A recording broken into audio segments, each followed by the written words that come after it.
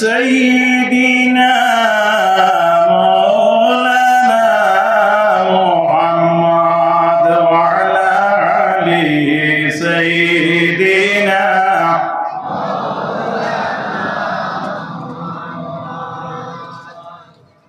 হযরত হাজিরিন, আজকের মাহফিলে উপস্থিত আমার প্রাণপ্রিয় বড় ভাই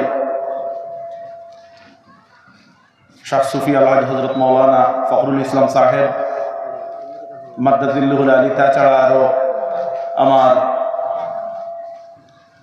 রসুল করিম সাল্লাল্লাহু আলাইহি ওয়াসাল্লামের ওয়ারিস মুআজ্জাজ উলামায়ে কেরাম সবাই উপস্থিত, আল্লাহর হাবিব সাল্লাল্লাহু আলাইহি ওয়াসাল্লামের মতাদর্শী মুরব্বিয়ানে আইজাম ও যুবক সমাজ,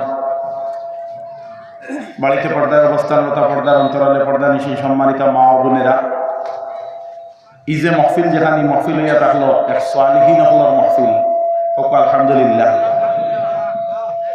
হাদিস শরীফে বর্ণিত, রাসূলুল্লাহ ফরমাইন, ওয়া মান ইউরিদিল্লাহু বিহি খাইরান ইউফাক্কিহু ফিদ্দীন, আল্লাহ যার লগে বালাই ইরাদা করে তারে ইলমে দিনর মাহলের মধ্যে জায়গা দিলায় হোক সুবহানাল্লাহ। আমি আপনার সামনে কোরআন শরীফ থেকে আয়াতি কারিমা তেলাওয়াত করছি। আল্লাহ বলতরা মুমিন যারা এরারে যে তুমি তেন ডরাও আল্লাহরে, কারে ডরাইতায়? আল্লাহরে। আর সালিহিন যারা এরা সঙ্গী বনি যাও। তো আজকে এই যে নিমাইসানপুরি সাহেব রহমতুল্লাহ তাআলা আলাইহিম সাহেব দয়ের যে উরুস বাইসালে সব মহফিল আপনারা উপস্থিত হয়েছেন, এরা আপনার ই সোয়ালি নহলর অন্তর্ভুক্ত, সালিহিন যারা এরার অন্তর্ভুক্ত। এই কথার মাঝে খেলোর কোনো অমত আসিন আসিন শায়রে হয়তরা একে জমানা সাহবতে ব আউলিয়া বেতরাজ সদ সালে তাতে বেরিয়া। যদি কোনো মানুষ এক জিন্দগির মধ্যে যদি 100 বছর যদি আল্লাহরে দেখানির উদ্দেশ্যে ইবাদতি করে, মানুষ দেখানির লাগি নাই, এই ইবাদতটা কি আর উত্তম হইয়া দাঁড়ায়? কোনো সময় কোনো নেকবক সালিহিনের দ্বারা যদি কোনো মানুষে মুহূর্ত সময় অতিবাহিত করতে পারে, সুবহানাল্লাহ। সোহবত এমন একটা বিষয়, রাসূলুল্লাহ ফরমাইন, as-সাহবাতু মুয়াসসারুন, সোহবত যেটা এটা মানুষের আসর করে, এর লাগি আউলিয়া কেরাম আল্লাহর দ্বারস্থ হইলে মানুষের জিন্দেগির পরিবর্তন হইয়া যায়। আল্লাহ সুবহানাহু ওয়া তাআলা মুমিন যারা আল্লাহ কামুন হাকিমিনের ইঙ্গিত লইয়া, আইয়ুহাল্লাযীনা আমানুত্তাকুল্লাহা হাক্কা তুকাতিহি, হে আমার মুমিন বান্দা হল তুমি তেন ডরাও আল্লাহরে। কত গান ডরাইতাই বিলে যত গান ডরা নির্হক। ওয়ালা তামুতুন্না ইল্লা ওয়া আনতুম মুসলিমুন, আর ততক্ষণ পর্যন্ত তুমি তেন মৃত্যুর স্বাদ গ্রহণ করিও না যতক্ষণ পর্যন্ত তুমি তেন পাক্কা মুমিন বঞ্চ না। আমার বুজুর্গণ, আমার বন্ধুগণ, এই ভারতের জমিনের মধ্যে দিনে ইসলাম আইয়া পৌঁছিছে আউলিয়া কেরাম ওগুলোর মাধ্যমে। জুড়ে বলো সুবহানাল্লাহ। এজন্য আমরা অলি প্রেমিক যারা, আমরা আসল জায়গার এখনো পর্যন্ত ছাড়িছি না। আমরা আউলিয়া কেরাম ওগুলোর আপনার আলোচনা করি, আমরা আউলিয়া কেরাম ওগুলোর সোহবত যাই, আমরা আউলিয়া কেরাম ওগুলো নিয়ে তাজকিরা করি, লাভ আসেনি?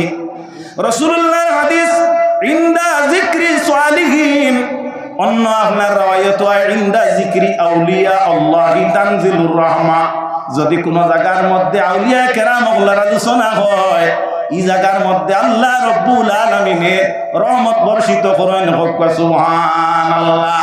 আমরা সেনে আউলিয়া কেরাম ওগুলোর আপনার তাজকিরা করি, আলোচনা করি বিলে আউলিয়া কেরাম যারা এরা ওই লাগে আল্লাহ রব্বুল আলামিনের বন্ধু।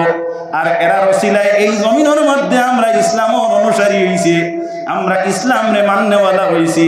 আর আল্লাহর হাবিবে ফরমান, মান আহাব্বা শাইয়ান আকসারা যিকরাহু, যে যারে বালা পায় তার আলোচনাটা বেশি বেশি করিয়া করে। আপনি যারে বালা পাইন তার আলোচনা বেশি করেন, যারে মহব্বত করেন তার আলোচনা বেশি করিয়া করেন। আপনারা শুনছেন কথিত আছে কথাটা, আপনার লাইলার কুত্তারেও আপনার মজনুয়ে বালা পাইতা, তার রিজন হইয়া থাকলো লাইলা আমি তোমারে বালা ভাই, যার কারণে আমি তোমার কুত্তারেও বালা ভাই। এর লাগিয়ে ভারতের জমিনের মধ্যে আউলিয়া কেরামগুলোর মাধ্যমে দিন ইসলাম আইয়া পৌঁছিছে। আল্লাহ মুফত হিসাবে আমরা ঘর দিন ইসলাম পাঠাইয়া দিছেন।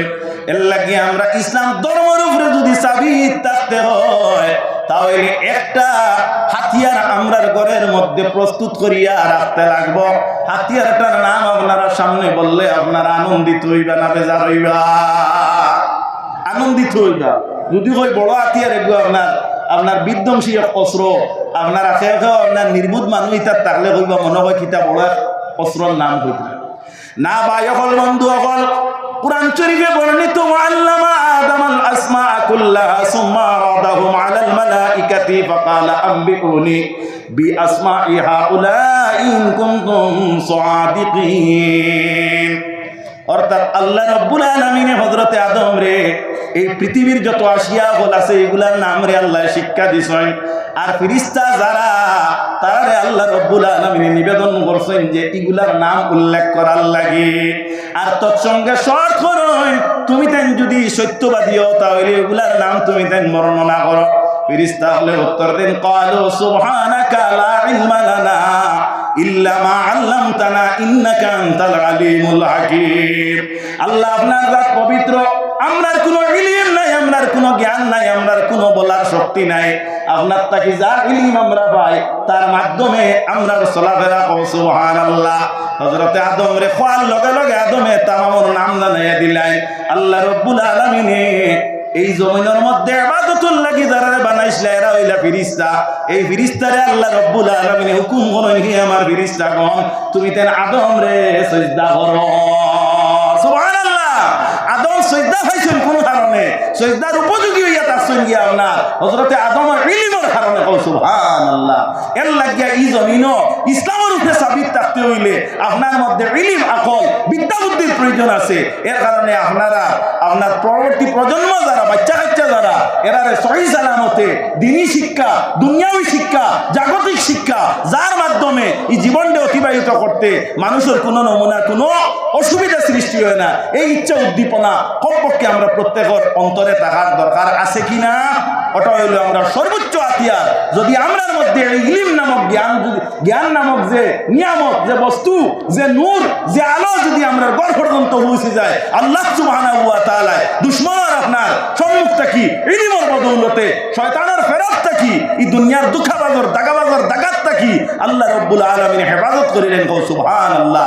এজন্য আমরা প্রত্যেকের কাছে এই ইলম নামক যে হাতিয়ার, যেটা জ্ঞান নামক হাতিয়ার, যেটা এটারে আমরা গড়িয়ে তোলার আমরা চেষ্টা করতাম। আল্লাহ রাব্বুল আলামিনে আমার এই কম সময়ের ভিতরে 2-4টা কথা কইছি, ফুটাইয়া কথা কইতে হইলে একটু সময়ের দরকার। এখানে অ্যাকচুয়াল ওয়াজের মাহফিল নাই। সাহেব কিবলাই আমার দাওয়াত দিছে না, কইছেন জোরের নামাজ পড়তাম ইয়া পড়িছি ইয়া।